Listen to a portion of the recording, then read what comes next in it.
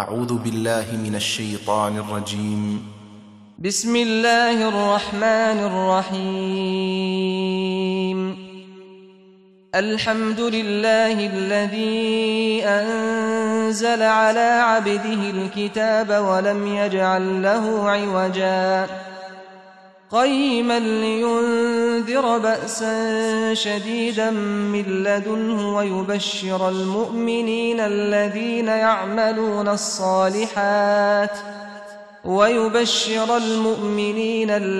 يعملون الصالحات أن لهم أجرا حسنا ماكثين فيه أبدا وينذر الذين قالوا اتخذ الله ولدا ما لهم به من علم ولا لآبائهم كبرت كلمة تخرج من أفواههم إن يقولون إلا كذبا فلعلك باخع نفسك على آثارهم إن لم يؤمنوا بهذا الحديث أسفا إنا جعلنا ما على الأرض زينة لها لنبلوهم أيهم أحسن عملا وإنا لجاعلون ما عليها صعيدا جرزا أم حسبت أن أصحاب الكهف والرقيم كانوا من آياتنا عجبا إذ أوى الفتية إلى الكهف فقالوا ربنا آتنا من لدنك رحمة وهيئ لنا من أمرنا رشدا فضربنا على آذانهم في الكهف سنين عددا ثم بعثناهم لنعلم أي الحزبين أحصى لما لبثوا أمدا.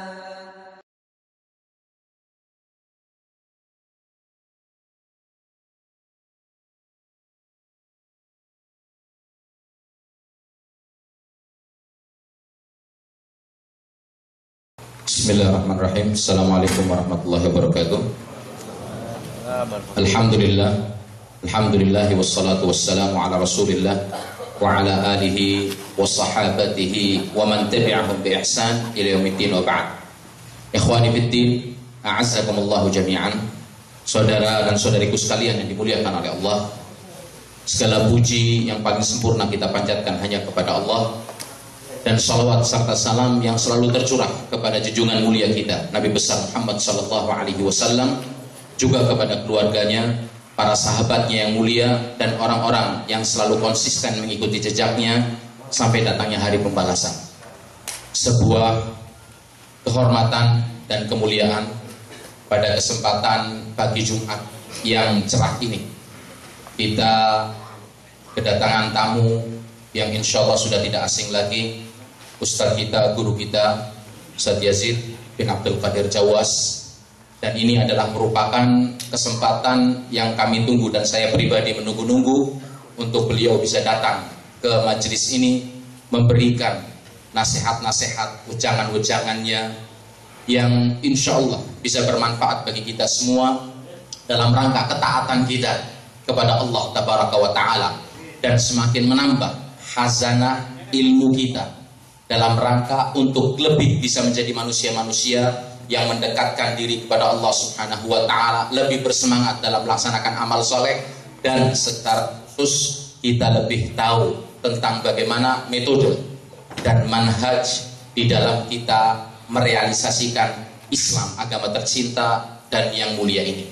Dan tanpa panjang lebar, langsung saja waktu dan tempat kita persilahkan kepada Ustadz Yazid untuk memberikan kajiannya, dan insya Allah tema kajian kita adalah prinsip-prinsip akidah ahli sunnah wal jamaah. Syukran, terima kasih. Wabillahi taufiq. Assalamualaikum warahmatullahi wabarakatuh. Fa'alaihi falyatafaddal mashkura. Innal hamdalillah nahmaduhu wa nasta'inuhu wa nastaghfiruh wa na'udzu billahi min shururi anfusina wa min sayyiati a'malina. من يهده الله فلا مضل له ومن يضلل فلا هادي له أشهد أن لا إله إلا الله وحده لا شريك له وأشهد أن محمدا عبده ورسوله يا أيها الذين آمنوا اتقوا الله حق تقاته ولا تموتن إلا وأنتم مسلمون يا أيها الناس اتقوا ربكم الذي خلقكم من نفس واحدة وخلق منها زوجها وبث منهما رجالا كثيرا ونساء واتقوا الله الذي تساءلون به والأرحام إن الله كان عليكم رقيبا يا أيها الذين آمنوا اتقوا الله وقولوا قولا سديدا يصلح لكم أعمالكم ويغفر لكم ذنوبكم ومن يطع الله ورسوله فقد فاز فوزا عظيما أما بعد فإن أصدق الحديث كتاب الله وخير الهدي هدي محمد صلى الله عليه وعلى آله وسلم وشر الأمور محدثاتها وكل محدثة بدعة وكل بدعة ضلالة وكل ضلالة في النار. Ayolah ikhwah, a'azakumullah, kepada ikhwah dan akhwat yang dimuliakan oleh Allah SWT. Alhamdulillah, kita bersyukur kepada Allah Subhanahu wa ta'ala atas segala nikmat yang Allah karuniakan kepada kita, nikmat Islam, nikmat iman, nikmat sehat, nikmat afiat, nikmat dijauhkan oleh Allah dari berbagai macam malapetaka. Kita bersyukur kepada Allah Subhanahu wa ta'ala atas segala nikmat yang Allah karuniakan kepada kita, dan kita wajib bersyukur kepada Allah atas seluruh nikmat yang Allah karuniakan. Dan kita berusaha menjadi hamba-hamba yang bersyukur kepada Allah Subhanahu wa ta'ala. Kepada ikhwan dan akhwat, pada pagi hari ini saya diminta untuk mengisi kajian dari buku Prinsip Akidah Ahlus Sunnah wal Jamaah. Buku ini agak tebal ya, tentunya nggak semua dibahas, tapi ada beberapa poin yang kita bahas yang mudah-mudahan bermanfaat untuk kita semuanya. Sebelum kita masuk ke dalam kajian, saya ingatkan bahwa kita datang ke tempat ini untuk ngaji, untuk menuntut ilmu. Karena itu kita niatkan ikhlas karena Allah Subhanahu wa ta'ala.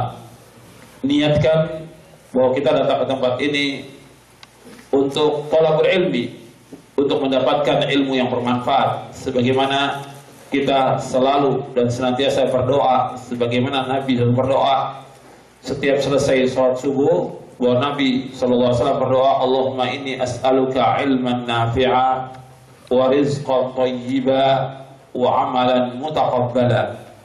Setiap selesai sholat subuh, Nabi SAW berdoa, Allahumma inni as'aluka ilman nafi'a, ya Allah, kumohon kepada Engkau ilmu yang bermanfaat, wa rizqan thayyiba, rezeki yang halal, wa amalan mutaqabbala, dan amal yang diterima. Jadi kita ingin kita mendapatkan ilmu yang bermanfaat. Jadi jangan sampai kita ngaji cuma sekedar kumpul, tapi kita berusaha setiap kajian itu kita mendapatkan manfaat, setiap kajian mendapatkan faedah, setiap kajian menambah ilmu kita, setiap kajian menambah rasa takut kita kepada Allah Subhanahu wa ta'ala. Sebagaimana dikatakan oleh Al-Imam Ibn Rajab Al-Hambali, bahwa yang dikatakan ilmu itu takut kepada Allah. Semakin kita mengkaji, maka semakin tumbuh rasa takut kita kepada Allah Subhanahu wa ta'ala. Seperti disebutkan dari Abdullah bin Mas'ud radhiyallahu anhu. Kata Abdullah bin Mas'ud radhiyallahu anhu, "Laisa al-ilmu bi kathratir riwayah, innamal ilmu al-khasyatu." Bukannya ilmu itu banyaknya meriwayatkan hadis, tapi yang dikatakan ilmu itu al-khasyatu, takut kepada Allah Subhanahu wa ta'ala. semakin dia mengkaji ilmu syar'i, semakin bertambah rasa takut dia kepada Allah Subhanahu wa taala. Dan riwayat ini, riwayat Abu Mas'ud, diriwayatkan oleh Imam Ahmad di dalam kitabnya Az-Zuhud, diriwayatkan juga oleh Imam Abu Nuaim dalam kitabnya Hilyatul Awliya, dan yang lainnya. Jadi ilmu itu harus menambah rasa takut kita kepada Allah Subhanahu wa taala.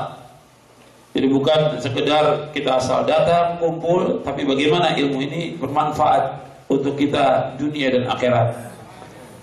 Ikhwan fiddin, a'azakumullah. Jalan yang antum tempuh untuk menuntut ilmu ini jalan yang benar, jalan yang lurus, jalan yang diridhai oleh Allah SWT. Karena menuntut ilmu merupakan kewajiban atas setiap mukmin dan mukminah, setiap muslim dan muslimah. Sebagaimana sabda Rasulullah SAW, talabul ilmi faridatun ala kulli muslimin. Menuntut ilmu itu wajib atas setiap muslim, wajib. Setiap muslim wajib menuntut ilmu, wajib. Maka setiap hari dia harus luangkan waktu dia untuk menuntut ilmu. Setiap pekan dia wajib meluangkan waktu dia untuk menuntut ilmu, wajib hukumnya. Sebab kita sebagai seorang muslim, muslimah harus tahu tentang agama Islam yang kita peluk, yang kita anut, yang kita yakini merupakan satu-satunya agama yang benar, agama yang diridhai oleh Allah SWT, dan agama yang membawa manusia kepada cahaya, membawa kepada keselamatan, membawa kepada kedamaian, membawa kepada kebahagiaan. Maka dia harus menuntut ilmu syar'i supaya tahu dia agama yang hak ini, agama yang indah, agama yang sempurna. Dia wajib mengetahui ini. Dan ini jalan yang antum tempuh juga jalan yang benar dan diridhai Allah. Dan jalan ini yang akan membawa manusia ke surga. Kalau antum menuntut ilmu dengan ikhlas karena Allah, dan kemudian antum berusaha untuk mengamalkannya, jalan ini yang akan membawa manusia ke surga. Sebagaimana sabda Rasulullah SAW dalam hadis yang sahih, yang diriwayatkan oleh Imam Muslim dan yang lainnya dari sahabat Abu Hurairah radhiyallahu anhu, Nabi bersabda sallallahu alaihi wasallam, "Wa man salaka tariqan yaltamisu fihi ilman, sahhalallahu lahu bihi tariqan ilal jannah." Barang siapa yang berjalan untuk menuntut ilmu, maka Allah akan mudahkan jalannya ke surga. Jadi orang yang berjalan untuk menuntut ilmu, Allah akan mudahkan jalannya ke surga. Makanya kita ingin Allah mudahkan jalan kita ke surga. Karena tujuan dari hidup seorang mukmin dan mukminah jannah. Tujuan hidup seorang muslim surga. Dunia ini gak ada arti apa-apa. Dunia ini lebih jelek daripada bangkai kambing. Dunia ini gak ada harganya, meskipun hanya seberat sayap nyamuk, gak ada harganya dunia ini. Makanya orang yang sangat bodoh kalau dia hidup untuk mencari dunia. Bukan hanya bodoh, sangat bodoh.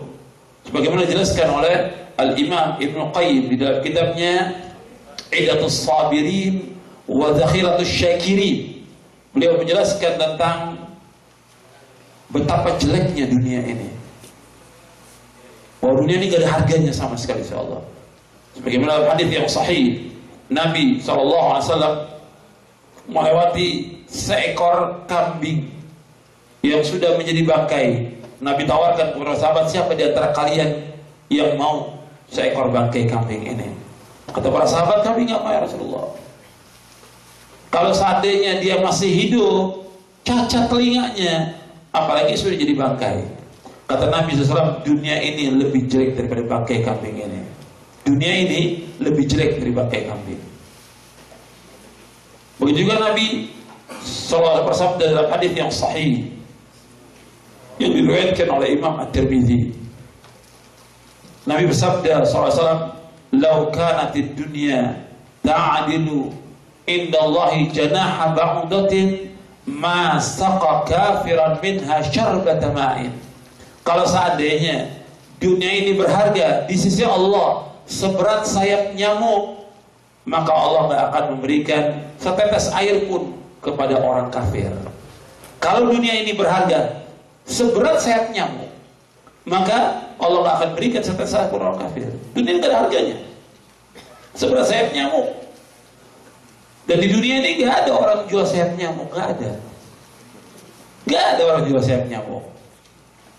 Tapi dunia ini lebih jelek daripada sayap nyamuk. Makanya bodoh kalau ada orang yang mengejar dunia, sibuk dengan dunia, orang yang bodoh. Kata Ibnu Qayyim, akalnya idiot. Makanya kita harus menjadi orang-orang yang berakal dan mempunyai hati dalam melihat dunia ini dan menuju akhirat nanti. Seorang mukmin akalnya waras dia. Dia berpikir dunia ini gak ada harganya. Tetap mencari nafkah wajib, tapi jangan mencari nafkah kita mengorbankan agama kita. Jangan kita mencari nafkah mengorbankan ibadah kita kepada Allah. Jangan kita mencari nafkah mengorbankan hak yang harus kita penuhi, hak Allah, hak orang tua kita, hak istri, hak anak, jadi dikorbankan. Wajib cari nafkah, tapi jangan sampai kita mengorbankan semua hak, dan Allah akan tuntut sampai hari kiamat hak itu nanti. Kita wajib cari nafkah, tapi sekedarnya. Dunia ini sekedar kita cari. Tujuannya bahwa kita akan kembali kepada Allah dan kita akan ditanya tentang apa yang kita lakukan di muka bumi ini. Jadi kita harus bagaimana berbekal untuk akhirat. Berbekal. Dunia ini tempat singgah, kata Rasulullah SAW. Gak mungkin orang singgah itu bertahun-tahun, gak mungkin. Seperti seorang yang berteduh, kata Nabi, karakibin istadhalla tahta syajaratin thumma raha wa tarakaha, kata Rasulullah. Seorang ini, aku dengan dunia seperti seorang yang berteduh di bawah pohon, kemudian aku tinggalkan pohon itu. Orang berteduh di bawah pohon gak lama, dan kita hidup dunia seperti itu. Seperti kita berteduh di bawah pohon, hanya sebentar dan sesaat kita hidup dunia ini. Makanya kita harus berbekal. Berbekal dengan ilmu, berbekal dengan takwa kepada Allah, berbekal dengan amal saleh, dan berbekal dengan hati yang selamat, yang tidak berbuat syirik kepada Allah, yang tidak berbuat bid'ah, yang tidak hasud dan tidak dengki kepada siapapun juga. Qalbun salim, yauma la yanfa'u malun wala banun illa man atallaha biqalbin salim. Pada hari yang tidak bermanfaat harta dan anak-anak kecuali orang yang datang kepada Allah dengan hati yang selamat. Itu yang akan bermanfaat. Harta kita, anak kita tidak bermanfaat kecuali kalau dia betul-betul harta ini ditujukan untuk Allah, disedekahkan buat Allah SWT di jalan Allah, dan kemudian anak kita menjadi anak yang soleh, lalu itu bermanfaat nanti insyaallah. Tapi kalau tidak, nggak ada manfaat sama sekali. Jadi Allah, ini sekedar lima yang perlu saya sampaikan kepada bahwa kita harus berusaha untuk melihat dunia ini gak ada arti apa. Bahwa kita akan kembali kepada Allah. Imma kita masuk ke surga atau ke neraka, waliyadzubillah. Nasallallahu alaihi wasallam. Ya kita tuju akhirat. Dan itu yang Nabi ajarkan kepada para sahabat radhiyallahu anhum. Nabi SAW mengingatkan para sahabat bahwa yang kita tuju dalam hidup ini adalah akhirat. Yang kita tuju adalah jannah, surga, bukan dunia. Dan itu berulang-ulang Nabi ingatkan, berulang-ulang. Makanya dalam ayat Al-Quran banyak sekali Allah menyebutkan. Tidak ada satupun dalam Al-Quran Allah menyebutkan pujian kepada dunia. Tidak pernah ada dan tidak akan ada. Dalam hadis Nabi tidak ada pujian kepada dunia. Yang ada celaan kepada dunia. Yang Allah puji adalah akhirat. Dunia ini Allah menyebutkan wa mal hayatud dunya illa mata'ul ghurur, dan tidak ada kehidupan dunia kecuali kehidupan yang menipu. Ya rugi kalau kita cari dunia. Sekedarnya aja. Sekarang kita harus berlomba-lomba bagaimana menuju akhirat. Dengan menuntut ilmu syar'i, dengan mengamalkan ilmu syar'i, dengan kita mendakwakan kepada keluarga ilmu syar'i ini. Ini bermanfaat. Jangan cari dunia. Dunia ini gak ada arti apa-apa. Hatta kita punya uang miliaran, insya Allah tidak ada arti apa-apa kecuali kalau dia sedekahkan, dia infakkan, dia wakafkan, dia membantu orang-orang yang susah, orang yang miskin dan yang lain, manfaat. Jadi ini sebagai mukadimah yang perlu diperhatikan, bahwa tujuan hidup kita adalah akhirat. Itu harus kita ingat seumur hidup kita. Jangan sampai kita disibukkan oleh dunia, jangan, rugi kita disibukkan oleh dunia. Dunia ini hanya sekedarnya saja, seperti yang dilakukan oleh para sahabat radhiyallahu anhum ajma'in. Mereka adalah orang-orang yang menang, orang-orang yang bahagia, orang-orang yang sukses. Kalau kita mau lihat orang yang sukses, para sahabat sukses dia. Dunia sukses, akhirat sukses mereka. Tapi yang dituju adalah akhirat, dunia akan ke bawah. Tapi kalau sibuk dunia tinggalkan akhirat, maka rugi kita. Waliyadzubillah, nasallallahu alaihi wasallam. Ya, di antara bekal yang harus kita perhatikan yaitu ilmu syar'i. Dari ilmu syar'i yang paling mulia dari seluruh ilmu syar'i ini, masalah akidah. Kita wajib menuntut ilmu. Dan kalau disebutkan dalam Al-Quran atau dalam hadis Nabi SAW atau dalam athar sahabat tentang keutamaan ilmu, yang dimaksud ilmu syar'i, ilmu yang dasarnya Al-Quran, As-Sunnah, menurut pemahaman para sahabat, itu yang dimaksud dengan ilmu. Kalau disebutkan ilmu, itu yang dimaksud. Dari seluruh ilmu yang paling mulia adalah masalah akidah. Dari seluruh ilmu yang paling mulia dari ilmu syar'i ini masalah akidah. Karena masalah akidah ini masalah keyakinan, masalah dasar. Seorang itu dia bisa menjadi baik dan tidak tergantung dari keyakinan di dalam beragama. Seorang itu akan bahagia atau tidak tergantung dari keyakinan dia yang benar atau tidak. Ketika dia mempunyai keyakinan yang salah, dan ini yang berbahaya buat dia. Meskipun dia beribadah kepada Allah SWT, tapi keyakinannya dia salah, sesat dia. Meskipun dia ibadah kepada Allah, kita rugi. Makanya harus punya keyakinan yang benar, yang akan menyelamatkan kita dari berbagai macam bentuk penyelewengan, kesesatan, perpecahan, dan yang lainnya. Kita harus berpegang pada akidah yang hak ini. Akidah yang diajarkan oleh Rasulullah SAW kepada para sahabatnya, yang diajarkan oleh para sahabat kepada semua para tabi'in dan yang lainnya. Jadi ikhwan fillah, azakumullah, masalah akidah ini masalah penting yang wajib kita berpegang dengan akidah ini. Ada orang-orang yang berpegang kepada akidah yang salah, akhirnya gimana? Rusak hidupannya, tidak barokah hidupnya, meskipun dia beribadah kepada Allah. Saya ambil contoh, dan contoh ini banyak. Saya ambil 2 contoh. Antum pernah dengar, ya mungkin pernah dengar atau mungkin pernah dibahas tentang Khawarij. Pernah dengar antum ya? Pernah Khawarij. Khawarij ini kelompok yang keluar dari jamaah kaum muslimin. Khawarij kelompok yang pernah keluar dari jamaah kaum muslimin dan akan terus dia keluar sampai akhir zaman. Khawarij ini dia keluar mulai munculnya di zaman Utsman bin Affan, tapi yang besarnya di zaman Ali bin Abi Thalib radhiyallahu anhu. Di zaman Utsman radhiyallahu anhu, di zaman Ali lebih besar lagi mereka. Bahkan mengkafirkan Ali bin Abi Thalib, mengkafirkan Muawiyah. Kehidupannya dia dalam masalah ibadah, Masya Allah, ibadahnya luar biasa. Dan disebutkan oleh Rasulullah, ibadahnya Khawarij luar biasa, mengalahkan ibadahnya sahabat. Puasanya, bangunnya di tengah malam, dan yang lainnya luar biasa. Tapi Nabi menyebutkan mereka menyimpang dari siratal mustaqim. Bahkan Nabi mengatakan dalam hadisnya yang hasan, Nabi bersabda, al-khawariju kilabun nar. Khawarij anjing-anjingnya neraka, kata Rasulullah SAW. Meskipun dia ibadahnya benar, artinya ibadahnya Masya Allah, sholat malamnya, sholat 5 waktunya, kemudian yang lain-lain, puasanya, tapi mereka menyimpang. Bahkan baca Quran, di antara mereka hafal Quran. Cuma mereka, kata Rasulullah, baca Al-Quran, yamruquna minas sahmi, yamruquna minad-din kama yamruqu minas sahmi. Kata Rasulullah, dia keluar dari agama sebagaimana keluar anak panah dari busurnya.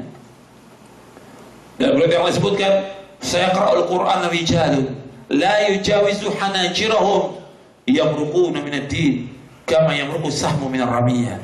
Kata Rasulullah, nanti akan ada orang-orang yang membaca Al-Quran, tapi Quran yang dibaca tidak melewati tenggorokan mereka, nggak sampai ke hati mereka. Mereka keluar dari agama Islam ini sebagaimana keluar anak panah dari busurnya. Sesat. Kenapa? Menyimpang dari keyakinan yang benar yang diajarkan oleh Rasulullah SAW.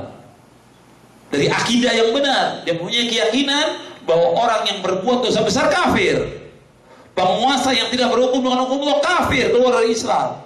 Ini penyimpangan. Makanya disesatkan oleh Rasulullah SAW.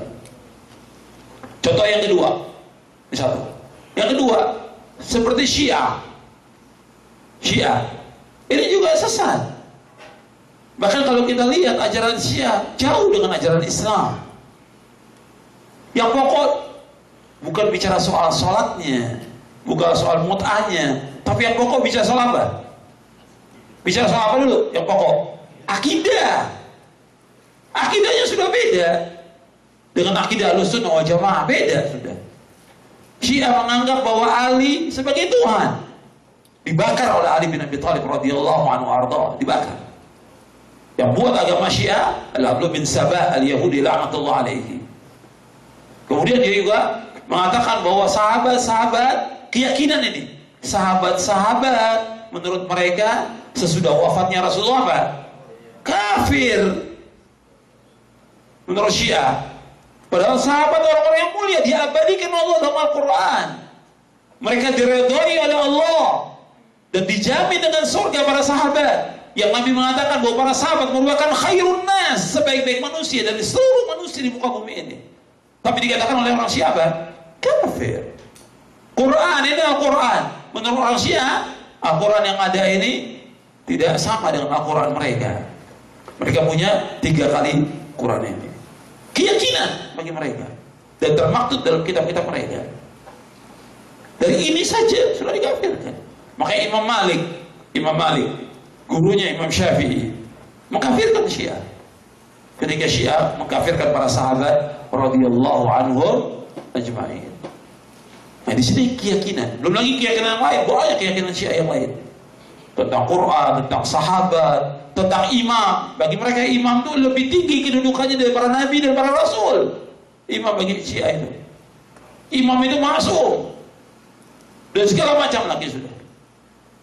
Belum lagi yang lain yang mereka lakukan, bahwa mereka sudah menyimpang dari siratal mustaqim. Makanya ikhwan fillah, azakumullah, belajar tentang akidah ini wajib, dan kita harus tahu tentang akidah yang benar supaya kita tidak keluar dari manhaj yang hak ini. Bahwa kita harus berusaha bagaimana kita berjalan di atas jalan yang lurus, siratal mustaqim yang kita minta setiap hari. Ihdinas siratal mustaqim, siratal ladzina an'amta 'alaihim ghairil maghdubi 'alaihim waladdallin. Ya Allah, tunjukilah kami ke jalan yang lurus.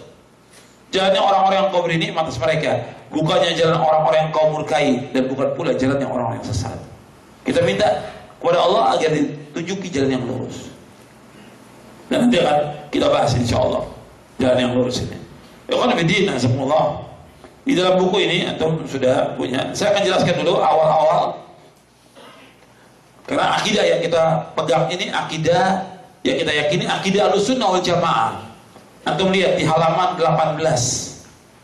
Di bukunya, di buku yang kita kaji ini, prinsip-prinsip akidah Ahlussunnah wal Jamaah.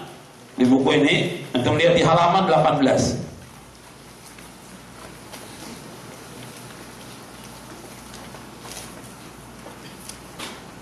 Kalau tentang akidahnya itu di halaman 15, halaman 16 tentang akidah. Jadi akidah itu adalah iman yang teguh dan pasti yang tidak ada keraguan sedikit pun bagi orang yang meyakininya. Sedangkan akidah Islamiyah adalah keimanan yang teguh dan pasti kepada Allah dengan melaksanakan seluruh kewajiban, bertauhid dan taat kepadanya, beriman kepada malaikat-malaikatnya, rasul-rasulnya, kitab-kitabnya, hari akhir, takdir yang baik maupun buruk, dan mengimani seluruh prinsip-prinsip agama yang sahih, perkara-perkara yang gaib, beriman kepada ijma', konsensus salafus saleh, serta seluruh berita-berita yang qat'i, yang pasti, baik secara ilmiah maupun amaliyah yang telah ditetapkan menurut Al-Quran dan As-Sunnah yang sahih, serta ijma' salafus saleh. Ini berkaitan dengan akidah.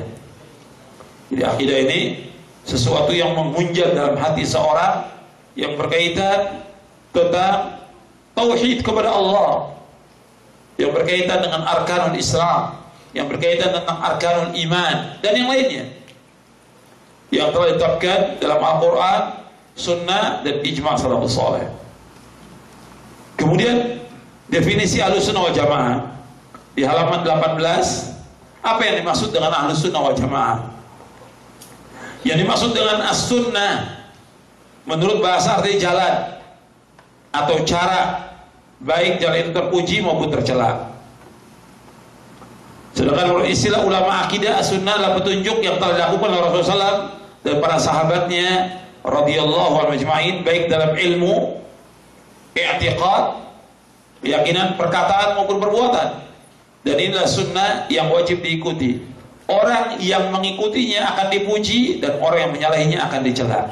Saya ulangi dan saya akan jelaskan. As-sunnah adalah petunjuk yang dilakukan oleh Rasulullah SAW dan para sahabatnya, baik dalam ilmu, i'tiqad, keyakinan, perkataan maupun perbuatan. Dan inilah sunnah yang wajib diikuti. Orang yang mengikuti akan dipuji dan orang menyalahinya akan dicela. Jadi sunnah itu di sini disebutkan ilmu, yang kedua i'tiqad, yang ketiga perkataan dan perbuatan. Ini yang mencakup seluruhnya pengertian sunnah. Jadi sunnah itu mencakup seluruhnya, berkaitan dengan akidah, berkaitan dengan ibadah, berkaitan dengan akhlak, berkaitan dengan muamalah. Ini sunnah yang mencakup seluruhnya. Nah, kalimat sunnah ini kadang-kadang diartikan sunat. Beda antara sunnah dengan hukumnya, di kita istilahnya apa? Sunnah. Beda. Nanti ada sunnah itu yang wajib, seperti bentuknya keyakinan, ibadah, akhlak, muamalah. Ada yang sunnah itu hukumnya sunnah. Jadi ada sunnah yang hukumnya wajib, ada sunnah yang hukumnya sunnah. Saya contohkan. Seperti sholat berjamaah bagi laki-laki. Ini sunnah Nabi atau bukan? Sholat berjamaah bagi laki-laki, sunnah Nabi atau bukan? Sunnah Nabi. Hukumnya apa? Wajib. Kalau orang tanya dalilnya mana? Dalilnya Allah berfirman dalam surah Al-Baqarah ayat 43, wa aqimus sholata wa atuz zakata warka'u ma'rakiin. Dirikanlah sholat, keluarkanlah zakat, dan rukulah bersama orang-orang yang ruku. Kata para ulama, dirikanlah sholat bersama yang ruku maksudnya apa? Yaitu sholatlah dengan berjamaah. Jadi sholat berjamaah sunnah Nabi. Nabi nggak pernah tinggal sholat berjamaah bersama para sahabat. Selalu sholat berjamaah. Hukumnya apa? Hukumnya wajib. Makanya dalam tafsir Ibnu Katsir ketika menafsirkan ayat surah Al-Baqarah ayat 43, kata Ibnu Katsir begini, rahimahullah, istadalla aktsarul ulama bihadhil ayat ala wujubi salatil jamaah. Para ulama mengambil dalil dengan ayat ini tentang wajibnya sholat berjamaah. Jadi ini berjamaah sunnah Nabi, hukumnya apa? Wajib. Nanti ada seperti juga sholat sunat rawatib, yang mengiringi sholat yang wajib. Ini juga Nabi kerjakan, tapi hukumnya apa? Sunnah. Jadi ada yang sunat, dia sunnah, hukumnya sunnah. Nanti ada lagi sunnah tapi hukumnya wajib. Sunatan. Iya. Kalau di kita kan sunat, bahasa syariatnya khitan. Hukumnya apa? Wajib. Menurut mazhab Syafi'i bahwa khitan itu sunat, wajib bagi laki-laki dan sunnah bagi perempuan. Meskipun sebagian lagi mengatakan wajib dua-duanya, tapi yang pertengahan dari tiga pendapat ulama, pendapat Imam Syafi'i, khitan adalah wajib bagi laki-laki tapi sunat bagi perempuan. Jadi ini masalah, ini kadang-kadang diartikan semuanya sunat. Sunnah yang wajib, ada sunnah yang hukumnya sunnah, tapi ada yang sunat hukumnya wajib. Sunatan itu hukumnya wajib. Sekarang kita lanjutkan. Disebut ahlu sunnah karena kuatnya mereka berpegang dan ittiba, mengikuti sunnah Nabi SAW dan para sahabatnya. Jadi orang dikatakan ahlu sunnah karena apa? Karena mereka berpegang kepada sunnah Nabi SAW. Dikatakan ahlu sunnah karena berpegang pada sunnah. Kemudian al-jamaah, ahlu sunnah wal jamaah. Al-jamaah menurut ulama akidah adalah generasi yang pertama dari umat ini, yaitu generasi sahabat, tabi'in dan tabi'ut tabi'in, serta orang-orang yang mengikuti dalam kebaikan hingga hari kiamat, karena mereka berkumpul di atas kebenaran. Jadi dikatakan al-jamaah, yang pertama kali disebut al-jamaah itu para sahabat. Ketika Nabi SAW menyebutkan umat Islam akan berpecah menjadi 73 golongan, 72 masuk neraka, 1 yang masuk surga. 1 yang masuk surga ini Nabi SAW menyebutkan yaitu al-jamaah. Nah, yang dimaksud al-jamaah di sini yaitu para sahabat, yang mengikuti para sahabat. Dasarnya apa? Hadis lain. Kalau yang tadi hadis sahih, Satatariku ummati ada di buku ini sahih dari Imam Ahmad, Abu Dawud, Tirmidzi dan yang lainnya. Ada riwayat Tirmidzi yang sanadnya hasan, yaitu Nabi menyebutkan ketika menyebutkan tentang perpecahan umat, Nabi menyebutkan yang selamat satu golongan itu ma ana alaihil yauma wa ashabi, yaitu orang-orang yang mengikuti aku dan para sahabatku. Jadi yang selamat satu golongan itu yang dikatakan al-jamaah, yaitu orang-orang yang mengikuti aku dan para sahabatku. Itu makna yang pertama dari al-jamaah. Makna yang kedua dari al-jamaah yaitu kebenaran. Meskipun orang itu sendiri, tapi dia berpegang kepada kebenaran Quran dan Sunnah menurut pemahaman salafus saleh, maka dia dikatakan al-jamaah. Seperti perkataan Abdullah bin Mas'ud radhiyallahu an, al-jama'atu ma wafaqal haqq wa in kunta wahdak. Jamaah itu yang sesuai dengan kebenaran meskipun kau sendiri. Jadi jamaah itu yang sesuai dengan kebenaran meskipun kau sendiri. Jadi kalau kita di satu tempat sendirian tapi kita berpegang teguh pada Quran dan Sunnah menurut pemahaman salafus saleh, tetap kita dikatakan jamaah. Yang ketiga, mana jamaah adalah yaitu orang yang berkumpul di bawah ulil amri. Itu jamaah. Jadi ulil amri, kemudian orang membaiat ulil amri ini, maka itu dikatakan al-jamaah. Dan gak boleh orang keluar dari ulil amri ini. Seperti di Saudi ini, ya di Saudi ini ada raja dan orang-orang baiat, maka ini namanya al-jamaah. Ketika ada orang yang menyempal, memberontak, maka dia keluar dari jamaah dan diancam dengan ancaman yang keras oleh Rasulullah SAW, orang yang keluar dari jamaah kaum muslimin. Tapi yang dimaksud di sini adalah penguasa, bukan membuat jamaah-jamaah sendiri, bukan. Bab di kita banyak jamaah.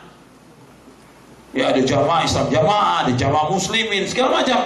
Yang mereka membaiat imamnya, kemudian nanti yang lain nggak setuju bikin lagi terus sampai ada ratusan jamaah. Jadi nggak boleh dalam Islam. Ini justru membawa kepada apa? Perpecahan.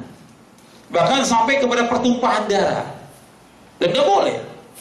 Bahwa ini satu khalifah yang dibaiat, pemimpin yang besar itu yang boleh ditaati. Yang lainnya tidak boleh. Bahwa kalau ada berapa khalifah disuruh oleh Nabi untuk dibunuh. Idza buya khalifataini faqtul ada umat. Apabila 2 khalifah dibaiat, bunuh salah satunya, kata Rasulullah. Dan hadis ini sahih, diriwayatkan oleh Imam Muslim dalam sahihnya.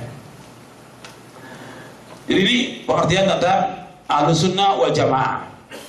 Jadi al-jamaah karena mereka bersatu dengan kebenaran, tidak mau berpecah belah dalam urusan agama, berkumpul di bawah kepemimpinan para imam yang berpegang kepada al-haq, tidak mau keluar dari jamaah mereka dan mengikuti apa yang telah menjadi kesepakatan salaful ummah. Kesimpulannya, jadi Ahlus Sunnah wal Jamaah adalah orang yang mempunyai sifat dan karakter. Coba kita lihat di halaman 19. Jadi Ahlus Sunnah wal Jamaah adalah orang yang mempunyai sifat dan karakter mengikuti sunnah Nabi sallallahu alaihi wasallam dan menjauhi perkara-perkara yang baru dan bid'ah dalam agama. Jadi dia mengikuti sunnah dan menjauhi perkara-perkara yang baru, perkara bid'ah. Nah, kadang-kadang disebut juga dengan istilah ahlul hadis, ahlul athar, ahlul ittiba', ta'ifah al-mansurah, al-firqah an-najiyah, al-ghuraba.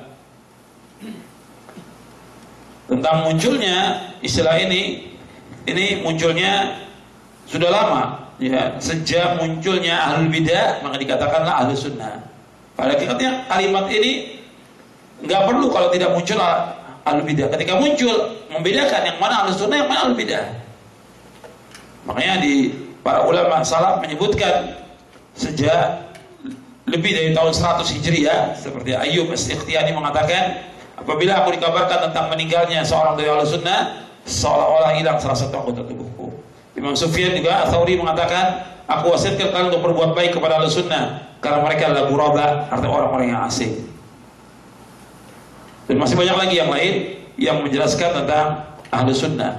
Karena sudah mulai timbul pada zaman itu, zaman tabi'in, ahlul bidah. Tapi sebelum itu ahlul bidah siapa? Yang tadi saya contohkan siapa? Khawarij, kemudian Syiah, kemudian yang lain lagi muncul, Jahmiyah dan yang lainnya. Makanya lihat Ahlus Sunnah dengan Ahlul Bidah. Dan terus seperti itu. Makanya Imam Syafi'i pun rahimahullah itu juga membantah pemikiran-pemikiran sesat dari Ahlul Bidah di dalam beberapa kitabnya.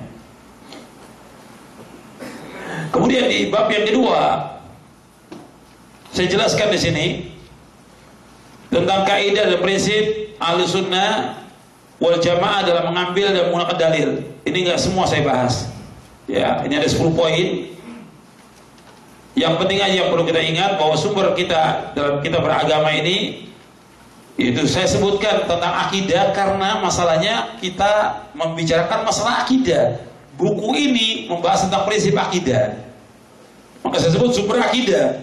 Hakikatnya sumber agama Islam ini adalah Kitabullah Al-Quran, kemudian Sunnah Rasulullah SAW yang sahih dan ijma' salafus saleh.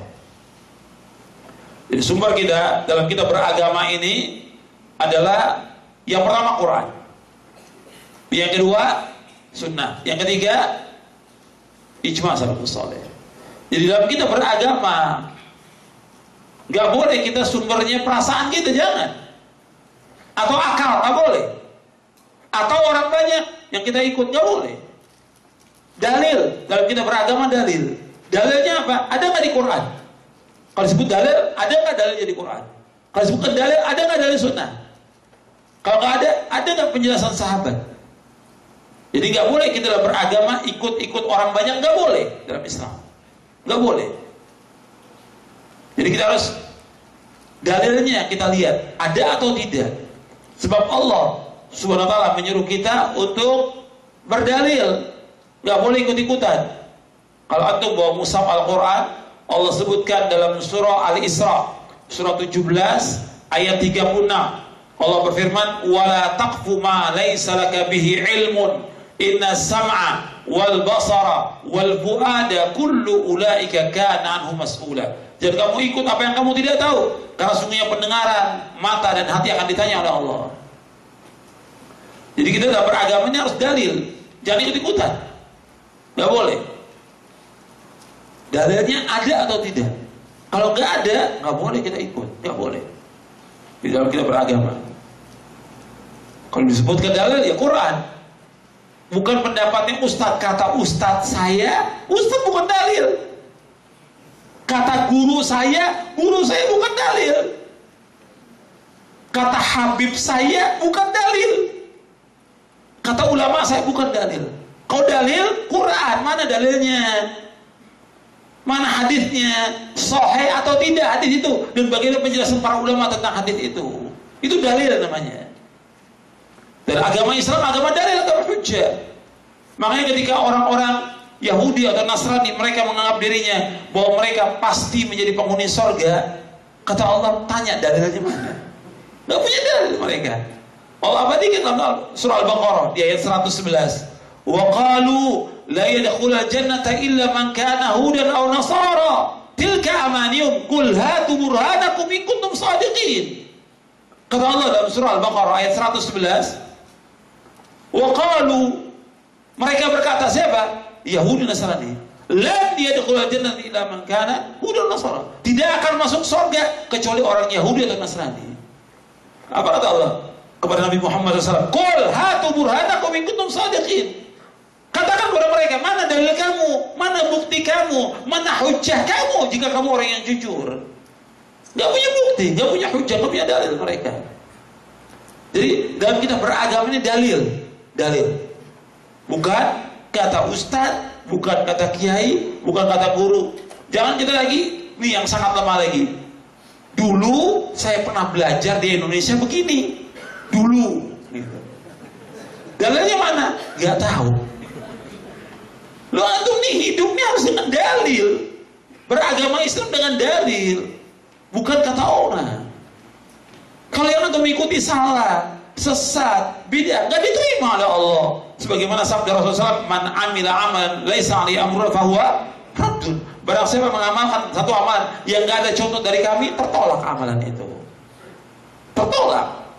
Jadi dalilnya ada atau tidak dalam kita beragama. Makanya di sini dalam kita berakidah, dalam kita beribadah, itu harus dalilnya ada atau tidak. Ini penting dalam kita beragama. Harus kembalikan kepada siapa? Quran dan Sunnah. Kalau ada orang dia salah, berbuat kesalahan dalam masalah akidah atau dalam masalah ibadah, kita tegur. Dia kemudian jawab begini. Ini sering nih, ya. Kita masing-masing aja deh. Kok masing-masing? Lu saya Islam atau Islam? Disuruh oleh Al-Quran masing-masing atau kembalikan kepada Quran Sunnah? Saya tanya kepada antum. Disuruh masing-masing atau kembalikan kepada Quran Sunnah? Kembalikan kepada Quran Sunnah. Dasarnya apa? Dalilnya gimana? Coba. Siapa yang bisa sebut ke dalilnya? Satu, yang lain. Dalilnya.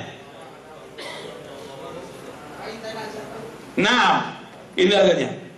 Fa in tanaza'tum fi syai'in farudduhu ila Allah war Rasul in kuntum tu'minuna billahi wal yawmil akhir. Dzalika khairun wa tawila.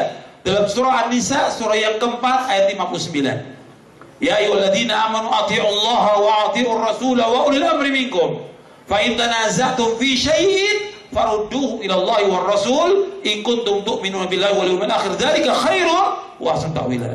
Allah berfirman dalam surah An-Nisa ayat 59. Artinya, wahai orang beriman, taat kepada Allah, taat kepada Rasul dan ulil amri di antara kamu. Fa in tanazatum fi syai'in, apabila kamu berselisih tentang sesuatu, farudduhu ila Allah wa Rasul. Kembalikan kepada siapa? Kembalikan kepada Allah, kembalikan kepada Rasul. Jika kalian beriman kepada Allah dan akhir, dzalika khairun wa ahsanu ta'wila. Yang demikian yang paling baik dan sebaik-baik akibatnya. Jadi kalau ada perselisihan dalam masalah kita beragama, nggak bisa kita masing-masing aja, nggak boleh. Justru kita mencari yang saya lakukan ini benar atau salah. Tolong antum beritahu pada saya. Tolong Ustaz bimbing saya. Itu orang Islam seperti itu. Bukan masing-masing. Berarti yang ditonjolkan pada dia ketika mengatakan masing-masing, apa yang ditonjolkan? Hawa nafsu. Yang ditonjolkan apa? Ego. Yang ditunjukkan apa? Dia apa? Tabiatnya yang jelek, bukan. Mestinya dia tunjukkan tawadhu. Saya ini nggak ngerti, tolong beritahu kepada saya. Jangan masing-masing. Kalau orang kafir mungkin ngomong begitu nggak apa-apa. Lakum dinukum waliyadi. Untuk orang kafir, awalnya ayatnya kuliah ayyuhal kafirun. Kok orang Islam masing-masing? Dalilnya mana kembalikan? Jadi kalau kita berakidah, beragama, coba, mana keterangannya? Saya ini nggak tahu, saya dulu dari kecil diajarkan orang tua saya begini.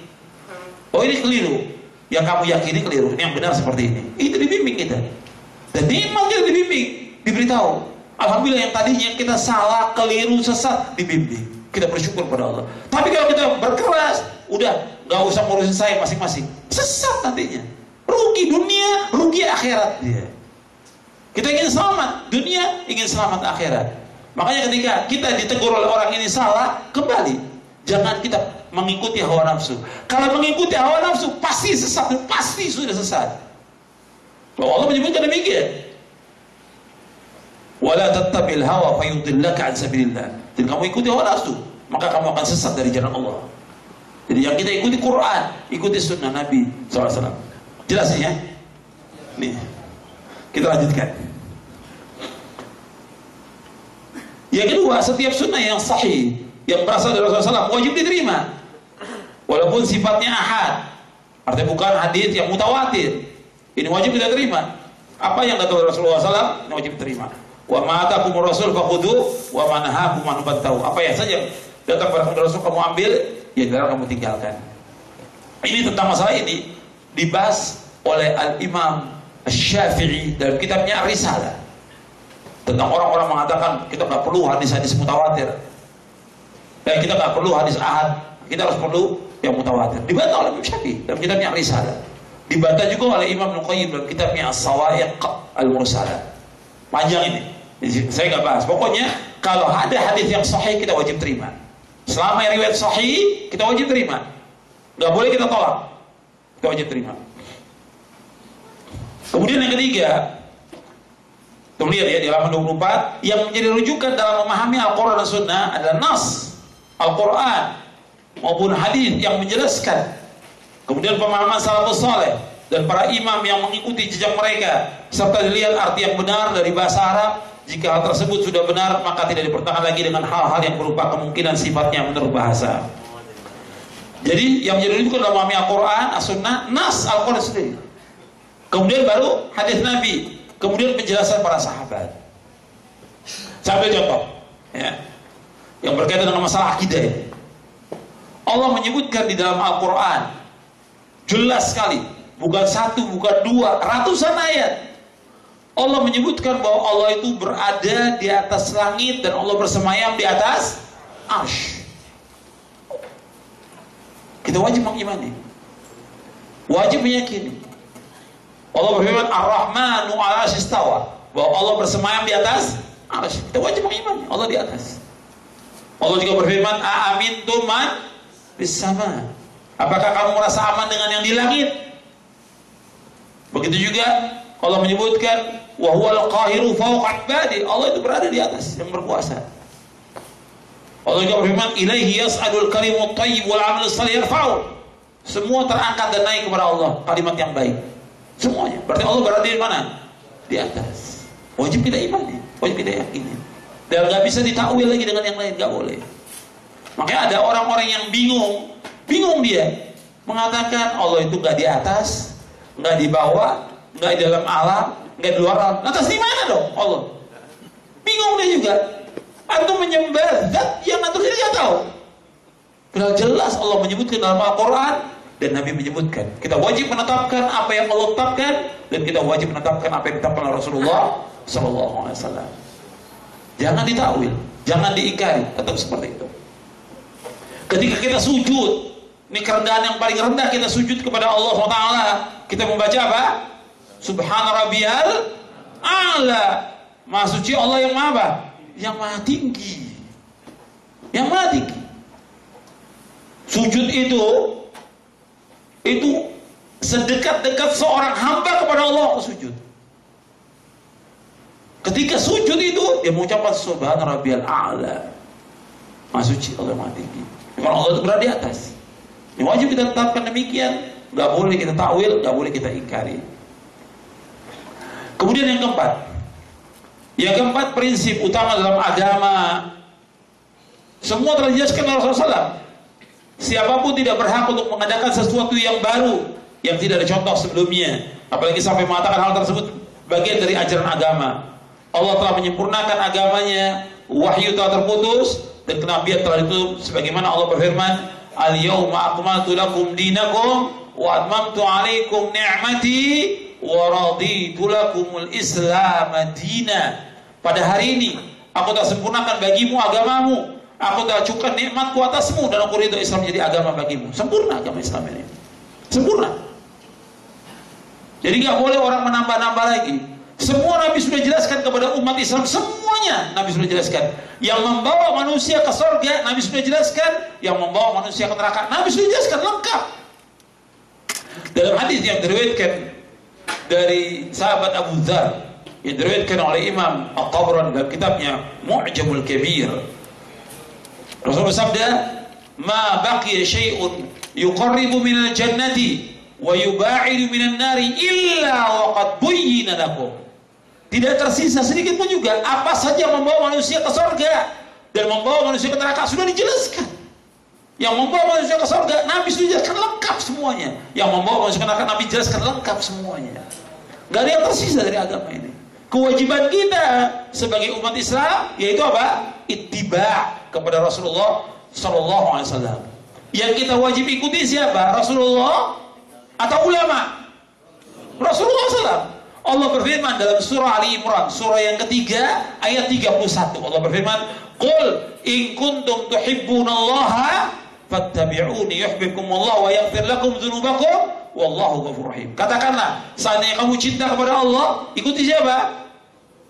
Ikuti siapa? Ikuti Rasulullah. Fattabi'uni, ikuti Rasulullah. Niscaya Allah akan cinta kepada kamu, dan Allah akan mengampuni dosa-dosa kamu, dan Allah Maha Pengampun lagi Maha Penyayang. Yang kita ikuti bukan ustaz, bukan guru, bukan kiai, bukan habib, bukan ulama, Rasulullah kita ikut. Ulama membantu kita untuk menjelaskan jalan menuju dalil. Ulama membantu kita menjelaskan dalil kepada kita. Ditunjukkan di kitab ini, dalilnya ini, ulama tunjukkan. Yang kita ikut ulamanya atau dalilnya? Dalil yang kita ikut. Dalil yang kita ikut. Dan ini keyakinan yang harus kita pegang. Kita nggak akan bisa dibohongi oleh siapapun juga. Kalau kita berpegang dengan dalil, dengan wahyu, dengan Quran was sunnah, kita pegang, nggak akan dibohongi oleh orang. Tapi ketika kita ikut fulan, gampang dibohongi oleh orang nanti kita. Dan gampang disesatkan oleh manusia. Tapi kalau kita dalil, nggak bisa goyah kita. Kita berpegang mana dalil, mana keterangannya, mana dalilnya, mana hujjahnya. Sebagaimana Allah sebutkan dalam Al-Quran, tadi sudah saya bacakan ayatnya. Jadi agama Islam sudah sempurna. Nggak boleh kita membuat sesuatu yang baru dalam agama ini. Sempurna sudah. Jangan, nggak boleh buat golongan, nggak boleh membuat aliran, nggak boleh buat torekot, nggak boleh buat jalan sendiri, nggak boleh. Nggak boleh buat ibadah-ibadah tertentu atau perayaan, nggak boleh. Islam sudah sempurna. Kewajiban kita untuk mengikuti, dan ini selamat. Karena bukan soal banyak kita beribadah kepada Allah, tapi sesuai tidak dengan sunnah Nabi. Allah berfirman dalam surah Al-Mulk, surah Tabarak ayat 2, alladzi khalaqal mauta wal hayata liyabluwakum ayyukum ahsanu amala. Bukan aktsaru amala, bukan. Allah yang menciptakan mati dan hidup untuk menguji kalian, siapa di antara kalian yang paling banyak atau paling baik? Paling baik. Ayyukum ahsanu amala, yang paling baik amalnya. Kalau disebutkan yang paling baik amalnya, yaitu akhlasuhu wa aswabuhu. Kata Fudail bin Iyad, maksudnya akhlasuhu, yang paling ikhlas, yaitu orang mengerjakan khalisan liwajhillahil karim. Dia mengerjakan ikhlas semata karena Allah.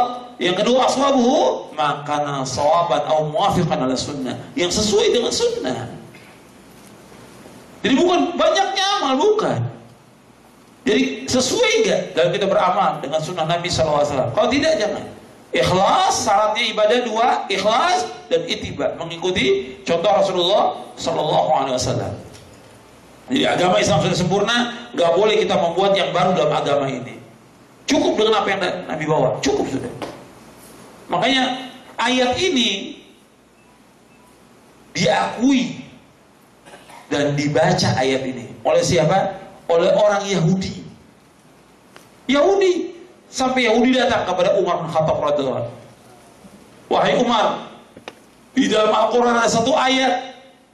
Kalau ayat ini turun kepada kami, masyaallah Yahud, kami jadikan hari raya. Ayat yang mana? Dibacakan oleh Yahudi ini. Al-yawma akmaltu lakum. Kemudian kata Umar, aku tahu tentang turunnya ayat ini dan aku ada di situ, yaitu di Arafah, di sore hari di padang Arafah, di saat terkabulnya semua doa. Aku ada di situ, kata Umar. Kata Al-yawma akmaltu lakum dinakum wa atmamtu alaikum ni'mati wa raditu lakumul Islam dinan. Sempurna agama ini, nggak boleh kita tambah-tambah, nggak boleh berbuat bidah, nggak boleh. Makanya Nabi bersabda, antum lihat hadisnya di halaman 25. Rasulullah SAW bersabda dari sahabat Aisyah radhiyallahu anha wa ardhaha, qala Rasulullah, man ahdatha fi amrina hadza ma laysa minhu fa huwa radd.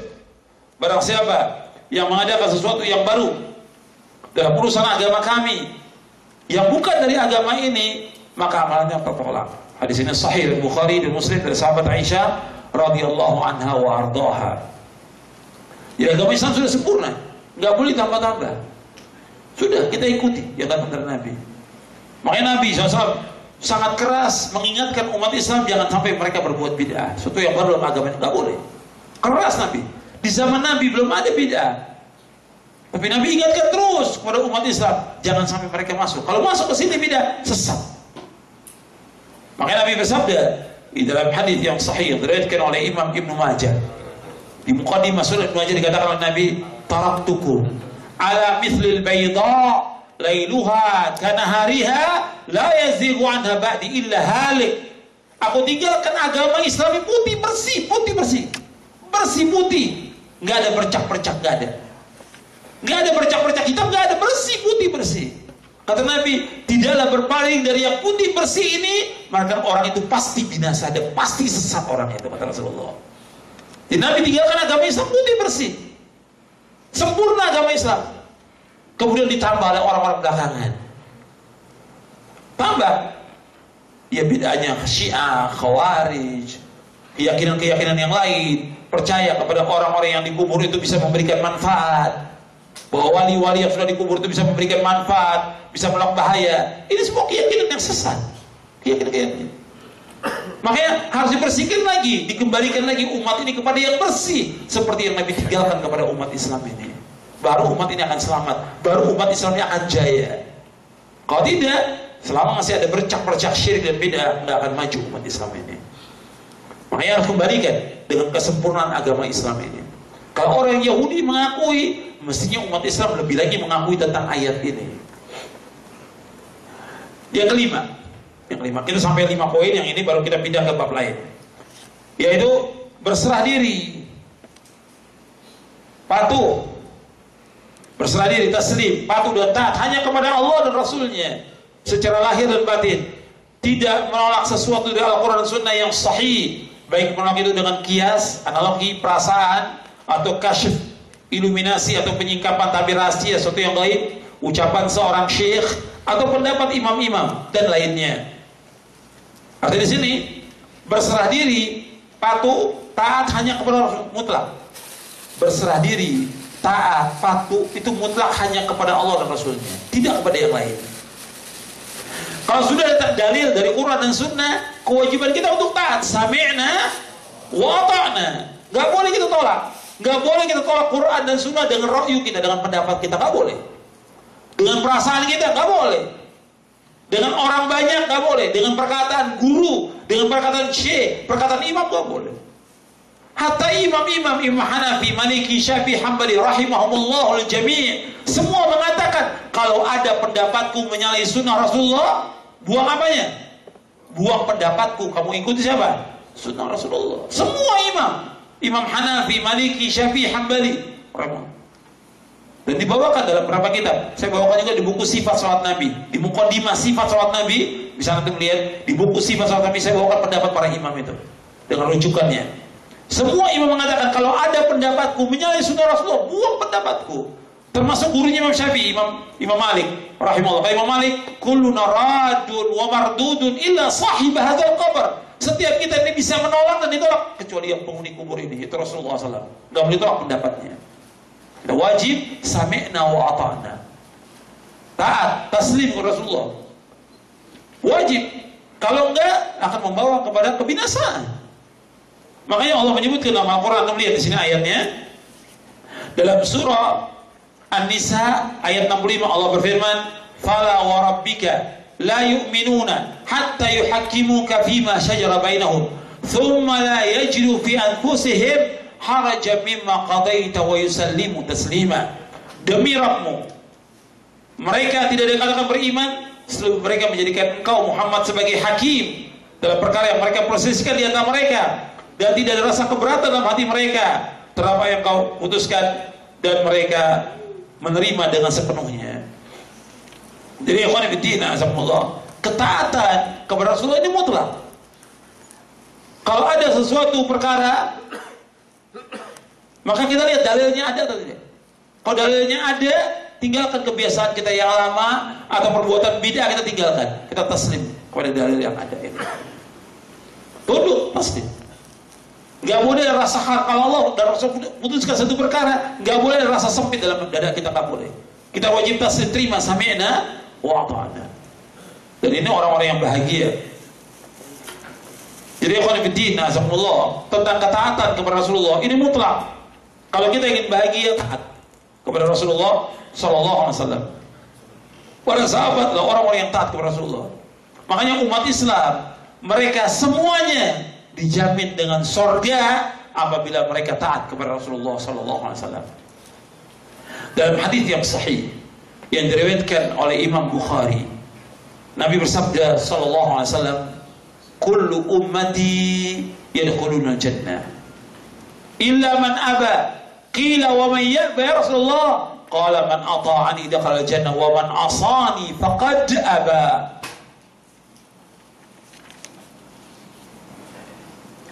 Kata Rasulullah, setiap umatku akan masuk surga.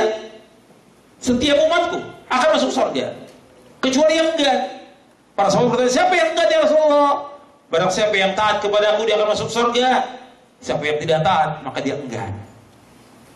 Jadi orang yang taat kepada Rasulullah masuk surga. Dan antum perhatikan, kalau orang yang taat, dia akan mendapatkan kebahagiaan, keberkahan, petunjuk, kenikmatan, dan juga diangkat derajat dan dimudahkan masuk ke dalam surga. Tapi beda dengan orang yang tidak taat kepada Rasulullah, mendapatkan kesulitan, kesusahan, ketidakbarokahan, kemudian dia diancam dengan masuk neraka.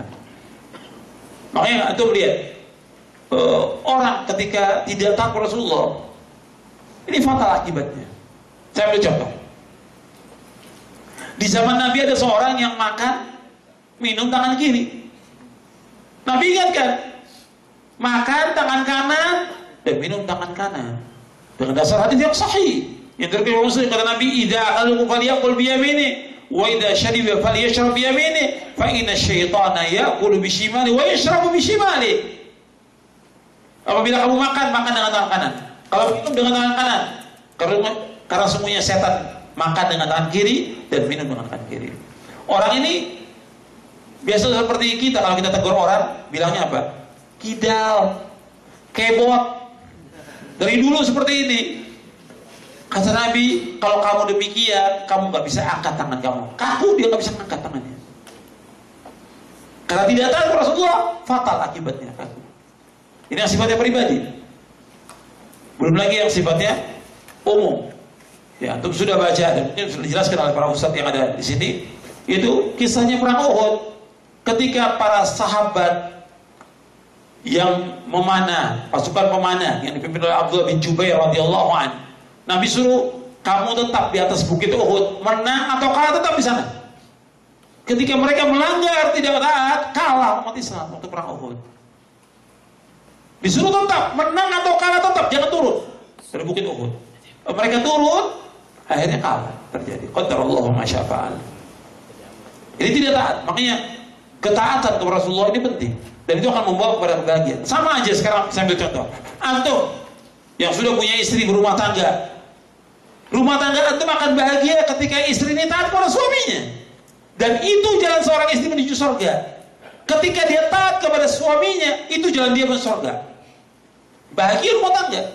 Si istri tenang, si suami juga tenang karena taat kepada istrinya. Tapi ketika istri membangkang, nusyuz, durhaka, gak mengalami ketenangan. Si istri gak tenang, suami juga gak tenang, dan anak-anak berantakan. Iya tidak? Kenyataan seperti itu. Makanya seorang istri wajib taat kepada suaminya, wajib taat kepada suaminya. Gak boleh dia menolak, gak boleh membantah, apalagi melawan. Gak boleh dalam Islam, hukumnya haram. Bahkan yang paling mulia seorang istri dia suaminya. Dia wajib ditaati. Jalan ini, makanya Allah tidak menyuruh kepada wanita itu yang berat-berat, tidak, ringan. Taat kepada suami, laksanakan sholat, puasa, kemudian juga taat kepada suami. Nggak seperti laki-laki. Laki harus mencari nafkah, laki-laki harus berjuang, laki-laki harus berjihad, dan yang lainnya. Tidak seperti wanita, disuruh dia di rumah. Makanya taat seorang istri pada suami akan membawa kepada kebahagiaan. Dan ini saya ingatkan juga, itu bisa sampaikan nanti kepada istri-istri atau dan juga akhwat yang ikut hadir. Saya ingatkan dengan satu hadis Nabi SAW. Nabi bersabda SAW dan hadis yang diriwayatkan oleh Imam Ibn Hibban dalam kitab Mawaridul Dhama'an dan juga yang lainnya. Nabi SAW bersabda, "Idza shalatil mar'atu khamsaha wa shamat syahraha wa hasanat farjaha wa ata'at ba'laha dakhalatil jannati min abwabil jannati sya'at." Kata Nabi, apabila seorang wanita salat yang 5 waktu, dia puasa di bulan Ramadan, dia menjaga kehormatannya dan dia taat kepada suaminya, maka dia masuk surga dari pintu surga mana saja dia kehendaki. Mudah. Hadis ini sahih, disahihkan oleh Syekh Albani dalam Sahih Jami' Shaghir dan juga beberapa kitab yang lainnya. Apabila seorang wanita salat yang 5 waktu, puasa di bulan Ramadan, menjaga kehormatannya, menjaga kemaluannya, menjaga pakaiannya sempurna, dia pakai jilbab sempurna, dan dia taat kepada suaminya, maka dia masuk surga dari pintu surga mana yang dia kehendaki. Udah. Makanya perempuan wajib taat kepada suami, akan membawa kepada kebahagiaan. Bahwa kita semuanya yang laki-laki perempuan wajib taat kepada Rasulullah Sallallahu Alaihi Wasallam. Ini akan membawa kepada kebahagiaan dunia dan akhirat, membawa kepada ketenangan, membawa kepada kedamaian, membawa kepada keberkahan. Dan antum lihat, kalau orang-orang taat kepada Rasulullah, setiap ada nas dalil dari Quran dan Sunnah dilaksanakan. Dan ini semuanya mudah. Antum perhatikan, saya ingat kepada antum semuanya, bahwa seluruh syariat, semua syariat sama, semuanya mudah. Nggak ada satu pun syariat sama yang sulit, tidak ada sama sekali. Semuanya mudah. Baik tentang akidah, ibadah, akhlak, muamalah, semuanya mudah. Kenapa? Kadang-kadang orang itu berat melaksanakannya. Berat melaksanakannya karena dia banyak dosa dan maksiat yang dilakukan. Berat melaksanakannya karena dia mengikuti hawa nafsu. Berat melaksanakannya karena dia terpengaruh dengan banyaknya orang. Berat melaksanakannya karena dia sudah terbiasa dengan adat, istiadat, kebudayaan dan yang lain yang sulit dia keluar dari tempat itu. Agama Islam semuanya mudah. Gak ada satupun yang sulit. Allah berfirman, yuridullahu bikumul yusra wala yuridikumul usra. Allah mengendaki kemudahan dan tidak mengendaki kesulitan. Dan juga Nabi bersabda SAW, inna hadha dina yusr. Agama Islam mudah, tidak sulit. Di seluruh agama ini semuanya mudah, gak ada satupun yang sulit. Sekarang kita lanjutkan. Ikhwan fillah, azakumullah. Kita lanjutkan bab yang keempat.